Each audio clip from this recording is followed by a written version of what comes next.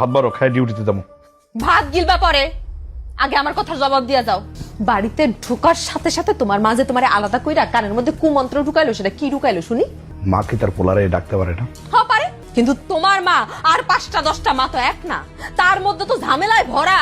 দেখো আমি সারাদিন ক্ষেত কামারে কাজ করছি, আমার অবস্থা খুব খারাপ। এখন চারটা খাইতে দাও, খাই আমি ডিউটিতে যাবো। আগে খাই, দরকার হলে 5 মিনিট বসবো, তুমি যা খুশি বললো, আমি সমস্যা নাই, আমি শুনবো। কেন এতক্ষণ যে তোমার মা তোমারে আলাদা করে টাইনা নিয়ে ফুসফুস ফুসফুস করে কথা কইলো, তখন তোমার খিদার কথা মনে আসছিল না? তখন খিদা কই আসছিল? এখন আমি যাই দুইটা কথা কওয়া শুরু করছি আর তার একটা কথা কবি, কল্লাটা নামাইলাম কিন্তু গুবদা, মাথা কিন্তু গরম আছে। আমি সারাদিন কাজকর্ম করছি, ক্ষুধায় আমার শরীর কাঁপতেছে। খাইতে দে, খাইতে দে, খাই আমি ডিউটিতে যাবো। তুই খারাপ রিসুসকে। আরেকটা কথা তোর আমি বললে দেয়, আজকের পর থেকে আমি যখন এই বাড়িতে আসবো, আমার হাত পা টিপবি, আমার হাত ধোয়ার পানি, গোসল করার পানি সব রেডি রাখবি। কথাটা যাতে মনে থাকে। যা যা যা, তারা আমার পাগল ভাই যাস, আমি সংসারটা করতেছি না। তোর কাছে আইলে তুই মার কাছে বাড়াস, মার কাছে গেল তোর কাছে বাড়াই। হ্যাঁ, আমি পাগল হয়ে যাবো গা। এই সংসার আমার ভালো লাগে না।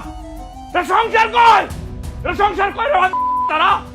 তুমি কেন দুনিয়াতে আইলাম আল্লাহ, কেন বাড়াইলা আমারে? আমি তো পাগল হয়ে যাবো, পাগল হয়ে যাবো আমি। কারোর মন ভরাইতে পারি না আমি। আমার তো থাকে লাভ নাই, দুনিয়াতে আমি থাকবো কে? তোরাই তা শান্তি দিল না, খাই যাবি না তোদের ভাত।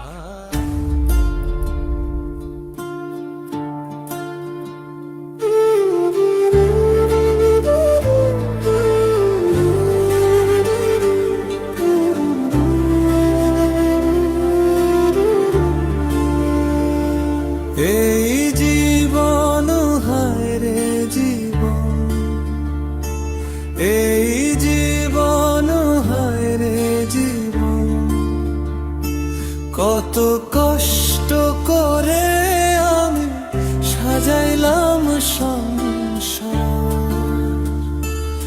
আমার মনের মানুষটা তার নিল না